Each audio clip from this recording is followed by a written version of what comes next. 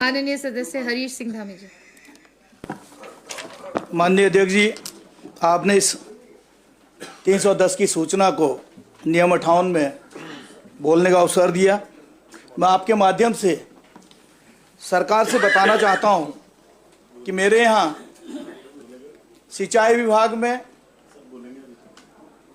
खोतिला नामक जगह पे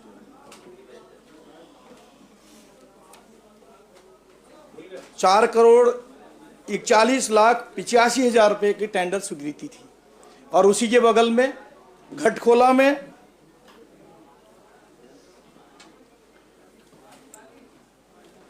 2,88,83,000 रुपये की, और दोनों कार्य अलग अलग थे।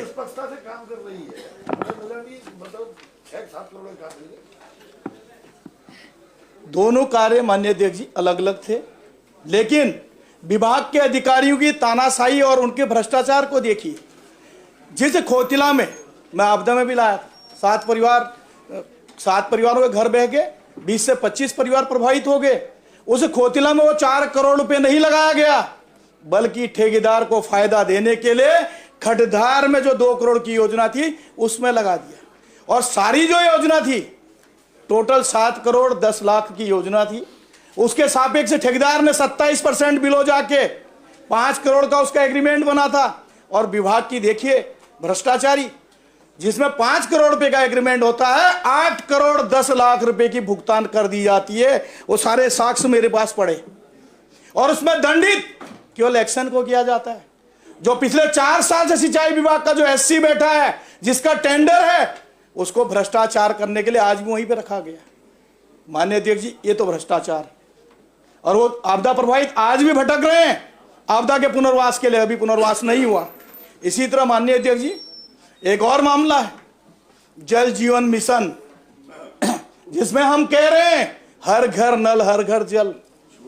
स्थिति ये हो गई है, मैं मानता हूं सरकार ने पैसे दिए हैं, लेकिन जो वहां विभाग में अधिकारी बैठे हैं उनकी चतुरता देखिए, आप भी सब ताज्जुब करेंगे। उन्होंने टेंडर नोटिस में लिखा स्वास्थ्य कंपनी का नल होना चाहिए और उसकी जांच भी होगी, और स्वास्थ्य कंपनी का जो है नल तो लग रहा है। उन्होंने भ्रष्टाचार कहां पे किया माननीय अध्यक्ष जी, वो उसकी थिकनेस खा गए। थिकनेस जो स्वास्थ्य कंपनी के जो पाइप की जो मोटाई होती थी वो खा गए। ऐसी पाइप लगा दी गई है कि उसको अगर बच्चा भी चाहे तो यूं तोड़ देगा। जो हम बचपन में रामला का अभिनव करते थे तो धनुष बाण बना के तोड़ते थे, उससे भी बुरा हाल है। और जब वो विभाग में जो उसका सैंपल दिया जाता है, वो कुछ ऐसे पाइप खरीद के रखे हैं जो ओरिजिनल कंपनी के पाइप हैं, उसके टुकड़े विभाग में जमा कर दिए जाते हैं। और ये ऐसा ही नहीं है, करोड़ों की योजना एक ही व्यक्ति को के द्वारा किया जा रहा है। कल ही मेरे पास जब उनको पता चला, तो हमारा उमचिया गांव है तेजम सुमदुंग में, उन्होंने उप जिलाधिकारी सब जगह रिक्वेस्ट की है जांच के लिए, कोई उनकी नहीं सुन रहा है। करोड़ों की योजना, पुराने ही पाइप जो है मट्टी खोद के ढक दिए, उसके सॉकेट यूनियन चेंज कर दिए, गांव के लोग पानी के लिए तरस रहे, और वहां पर कोई जांच नहीं हो रही। इसी तरह हमारे तल्लाद्वार क्षेत्र में प्रतिनिधियों के ही द्वारा, नाम नहीं लेना चाहूंगा, जिला पंचायत के सम्मानित सदस्य हैं, सारे योजना उनके नाम पे हैं। और अगर हम धरातल पे जाते हैं तो पुराने पाइपों के जो है जहां पर यूनियन बदल दिए, 1-2 पाइप बदल दिए, और पेमेंट अगर आप देखेंगे तो करोड़ों का पेमेंट हुआ। इस तरह का भ्रष्टाचार हुआ। माननीय मुख्यमंत्री जी ने अपनी घोषणा में क्षेत्र के विकास के लिए धन दिए, लेकिन उसमें भी भ्रष्टाचारियों ने देखिए, जो विभाग के भ्रष्टाचारी अधिकारी, उन्होंने कैसे काम कर दिए। एक तरफ से हम अगर कहीं पे उच्च हिमालय क्षेत्रों में काम के लिए परमिशन लेते हैं तो सरकार कहती कि फॉरेस्ट क्लियरेंस नहीं है, और अधिकतर हमने आज तक देखा है कि वन विभाग के माध्यम से ही वहां पर काम होता है। यहां पर माननीय अध्यक्ष जी, गोल्फा से जिम्बा गलेश्वर जिला पंचायत काम कर रही है नेपाली मजदूरों से, जहां पर अभी उचित मौसम नहीं जाने का। 5 दिन में वहां जा रहे हैं और थोड़ा बहुत जैसे चिड़िया खोदती है वैसे खोद के भुगतान ले रहे हैं। इसी तरह पातू से रालम गलेश्वर, ये वो क्षेत्र है जहां पर हम जो है मई जून में नहीं जा पाते हैं। अभी 10 दिन पहले वहां पे भी 42 लाख की योजना, नेपाली मजदूरों को लेकर उसको भी ठिकाने लगा दिया गया है। और इसी तरह हमारे जो है फिर उसी जगह पर आलम पातू में ये ग्लेशियर में और 80,46,000 की योजना, उसको भी ठिकाने लगा दिया गया। और मैंने पिछली बार, मैं धन्यवाद करता हूं मुख्यमंत्री जी को, उनने जांच भी कराई।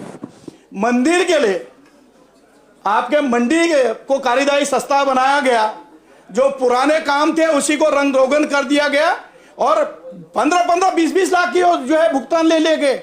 जब जांच कराई गई, जब जांच हुआ तो मंडी से लिख के देता है कि इसमें केवल रंग रोगन का कार्य किया गया। क्या मुख्यमंत्री घोषणा में रंग रोगन होता है? माननीय मंत्री जी, मुंशी जी जरा ध्यान दीजिए, मुंशी जी ध्यान दीजिए, इस तरह के काम हो रहे हैं, इस तरह की जो है। और ये प्रदेश में एक उदाहरण है, आम कोई अगर कॉन्ट्रैक्टर कार्य नहीं करता है तो उसको जो है फोरफिट किया जाता है, उसकी जो वहां पर धरोहर राशि होती है उसको जो है जब्त किया जाता है, उसके खिलाफ कार्रवाई होती है। ये पहला देख रहा हूं मैं सरकार में। मेरे गृह क्षेत्र जिस गांव में मैं रहता हूं, मतकोट से बोना तोमिक सड़क का टेंडर पार्ट टू का किसी व्यक्ति को दिया जाता है, उसका नाम लेना उचित नहीं है।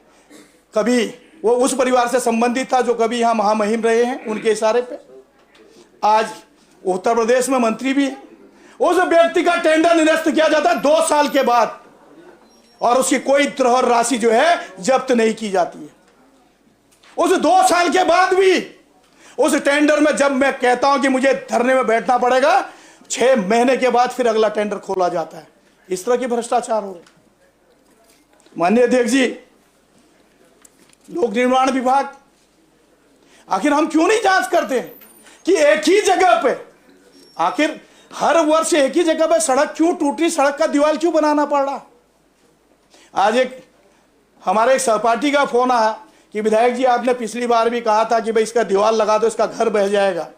तो उसको विभाग वाले कहते हैं कि हमारे पास कोई धन नहीं बनेगा, और उसके अगल बगल जहां पर उनकी कमाई हो रही है, क्योंकि उन्होंने तो लिपापोती करनी है, उन जगहों पर बार बार दीवार लगाए जा रहे हैं, बार बार कार्य किए जा रहे हैं ताकि वो बंदर बांट कर सकें। और इसी तरह आपदा मद में धारचूला विधानसभा जो सबसे ज्यादा आपदाग्रस्त क्षेत्र है, वहां पर मद पैसा न देकर अन्यत्र जो है जिले के अन्यत्र विकास खंडों में राजनीतिक दलों के लोगों के लेटर पैड पे जो है धन आवंटन कर दिया जा रहा है, और वहां के लोग पुलों के लिए रो रहे हैं। और जब मैं बात करता हूं जिलाधिकारी से कि भाई आप इनको पुल दीजिए, तो वो कहते हैं पुल में तो हम पे पैसा ही नहीं है।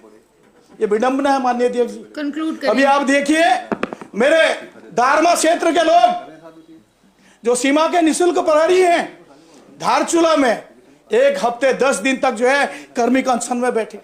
मैंने जिलाधिकारी से भी कहा कि आप बीआरओ के अधिकारी को लेके जाइए। पुल के नट बोल्ट को कसने के लिए बीआरओ का जवाब आता है कि विदेश से सामान मंगाया जाएगा। विदेश, ये भारत क्या इतना कमजोर हो गया हमारा भारत देश कि अब हमको कल पुर्जे भी विदेशों से लाने पड़ेंगे, वो भी पुल के।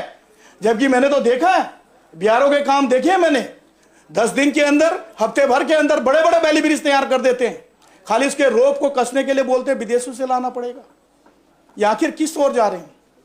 मैं कह रहा हूं, मैं सरकार से निवेदन करना चाह रहा हूं, सरकार जिस मंशा से पैसे दे रही है कि आखिर धरातल पर उस मंशा से क्यों नहीं उतार पा रही है? आखिर क्यों नहीं इन भ्रष्ट अधिकारियों पर आप नकेल कसने का काम कर रहे हैं? मेरी विधानसभा में आज सभी लोग कहते हैं कि भाई सारा बजट तो धामी ले गया। मैं कह रहा हूं वास्तव में माननीय मुख्यमंत्री ने दिया उस विधानसभा में, लेकिन उसको प्लेता कौन लगा रहा है? कौन दोषी अधिकारी है या कौन व्यक्ति है जो उन योजनाओं को प्लेता लगाने का काम कर रहा है? आखिर उस पर कार्रवाई क्यों नहीं हो रही है? और जो कार्य वन विभाग के द्वारा होना चाहिए उच्च हिमालय क्षेत्रों में, आखिर वहां पे अन्यत्र व्यक्तियों के द्वारा क्यों हस्तक्षेप हो रहा है? माननीय मंत्री जी, कल हम फिर सड़क के लिए आएंगे तो आप लोग यही कहेंगे कि फॉरेस्ट क्लियरेंस नहीं हुआ है 12,000 15,000 के फीट हाइट पे, क्योंकि वन क्षेत्र है। लेकिन क्या जिला पंचायत या मंडी समिति को यह विशेष अधिकार है कि आप उन वन क्षेत्रों में जाकर घोटाला करते रहे? एक भी योजना ऐसी नहीं है जो जनमानस को सुविधा दे रही हो। जहां जनमानस को सुविधा मिलना चाहिए वहां इसलिए योजना नहीं ले जाया जा रहा क्योंकि वहां उनकी कमाई नहीं होगी, जनता देखेगी। अब वो इन जगहों पे योजनाएं लेके जा रहे हैं जहां कोई जाता नहीं जंगली जानवरों के अलावा। कंक्लूड करिए। तो माननीय अध्यक्ष जी, मैं ज्यादा समय न लेते हुए मैं ये चाहूंगा कि आपकी पीठ से भी निर्देशित हो, माननीय मुंशी जी, जिस तरह हमने सरकार का धन्यवाद करने में कोई कमी नहीं रखी है, आपकी बड़ा दिल दिखाइए। आज सदन से घोषणा करिए कि ऐसे दोषी व्यक्तियों को चिन्हित करके आप दंडित करने का काम करेंगे। और मैं आज अपने तमाम वरिष्ठ साथियों के साथ अपने को जो है संबद्ध करते हुए इस लोक महत्व के प्रश्न को, जिसको आप 310 की सूचना को नियम 58 में गृहता से सुन रहे हैं, मैं चाहूंगा कि आप भी बड़ा दिल दिखाते हुए इसको 310 में चर्चा कराएं ताकि हमारे सत्ता पक्ष के साथी भी उसमें भाग ले सके। इन्हीं के साथ आपका धन्यवाद। जय हिंद, जय भारत।